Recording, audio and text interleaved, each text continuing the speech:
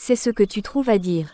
Maman, réponds-moi. Quand je vais dire que ta fille est cruelle, tu vas dire que c'est moi qui dérange, n'est-ce pas? Voilà ça, elle ose dire ça devant toi, ne dis rien. C'est bien ça.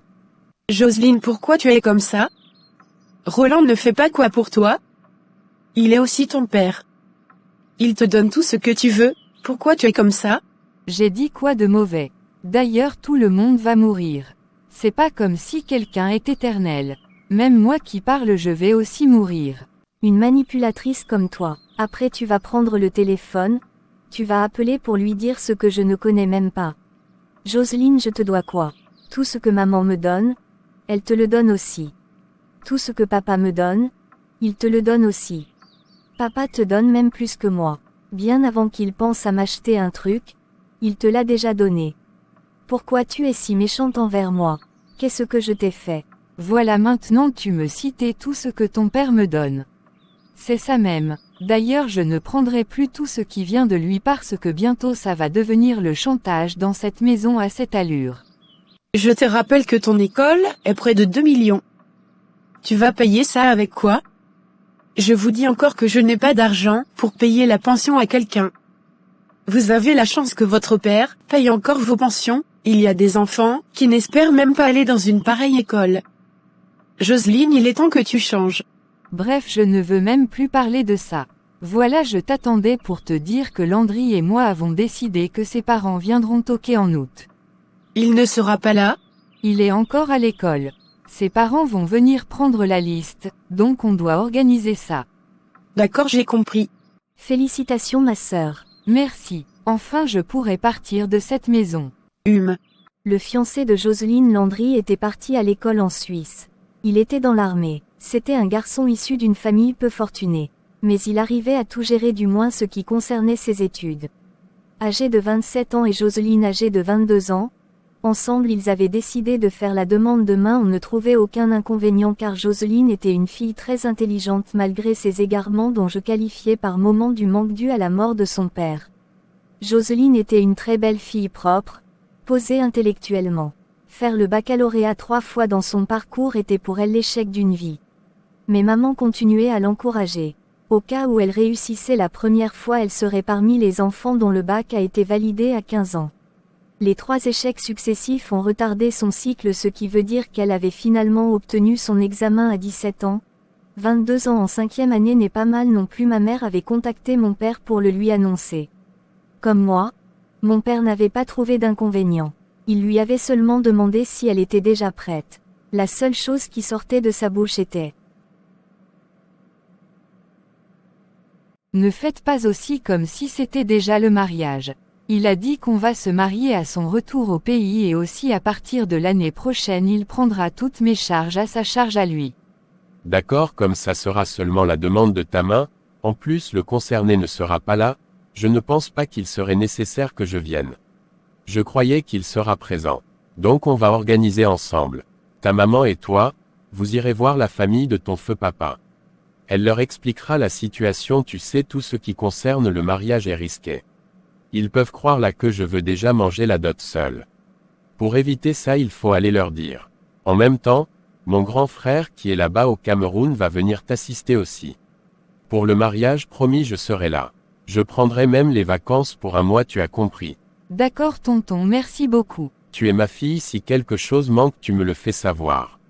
D'accord. Quand je disais à ma mère que cette fille était possédée, personne ne voulait l'entendre. À peine fini avec mon père, même pas 5 minutes, elle avait commencé. Ça allait m'étonner maman, quand je dis ici que je n'ai pas de père. Tu suis ce que le père de Astrid me dit. Il a dit quoi de mal là? Il a raison. Au Cameroun, on ne blague pas avec le mariage. Si invite pas la famille de ton père. Pardon, je ne veux pas la sorcellerie dans ma maison, pardon. Oh. C'est pourquoi il ne vient pas. Tu as même la tête. Toi la fille ici, tu as le cerveau. Tu n'as rien compris. Pouf baille. C'est ça impoli. Vous n'aimez pas quand on vous dit la vérité. Quelle vérité? Landry sera là. Le concerné n'est même pas là. Papa t'a bien expliqué, on a tous suivi. Mais tu veux faire la folie. Ce que tu commences là. Astrid, s'il te plaît, je suis malade. N'est-ce pas, elle a vu sa quepouse. Elle ne va pas l'insulte comment? Une petite irrespectueuse, pisseuse au lit. Elle n'a même pas honte. Si c'était ton toqué, on allait voir ton père ici au Cameroun. Seulement la jalousie dans vos cœurs. Tout c'est pour Astrid, mais quand il s'agit de moi, on trouve des excuses bidons. Pardon, quitter devant moi. Ma mère n'avait pas supporté, elle lui a infligé une bonne paire de gifles. Après c'était devenu autre chose. À cause de cette petite peste tu me gifles, maman. Pourquoi mon père était mort? Pourquoi? Qu'est-ce que j'avais fait au Seigneur pour mériter cette haine? Cette maltraitance? Seigneur, pourquoi tu me fais ça? Ferme-moi ta bouche là. C'est ta vie, fais d'elle ce que tu veux. C'est comme ça que le diable entre dans des maisons. C'est comment avec toi?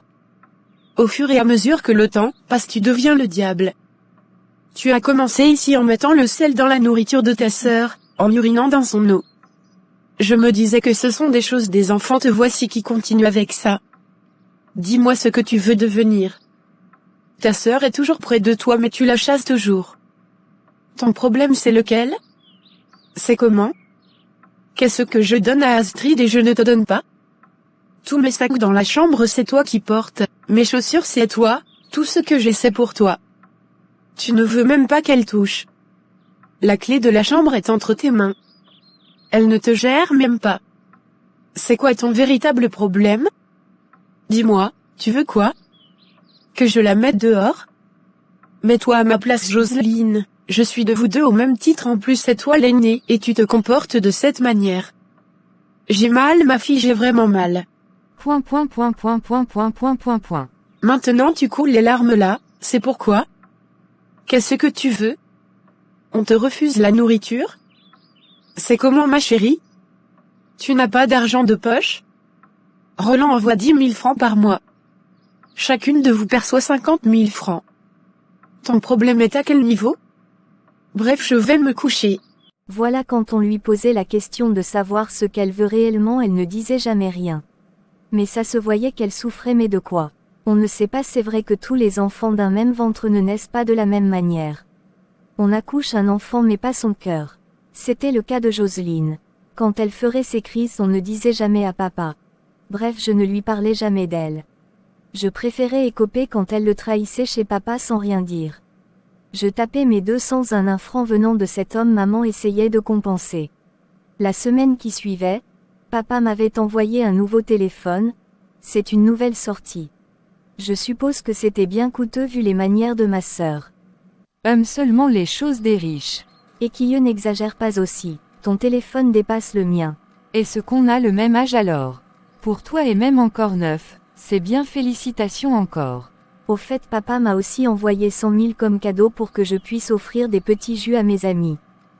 Seulement le gaspillage. Gaspillage comment? Quand tu as eu le bac, papa t'a donné 200 000 pour que tu ailles en boîte Nord.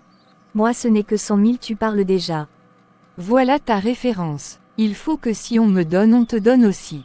Est-ce que je lui ai demandé quelque chose? Il m'a donné. Je devais refuser. Je fabrique. J'ai pris, j'ai dit merci.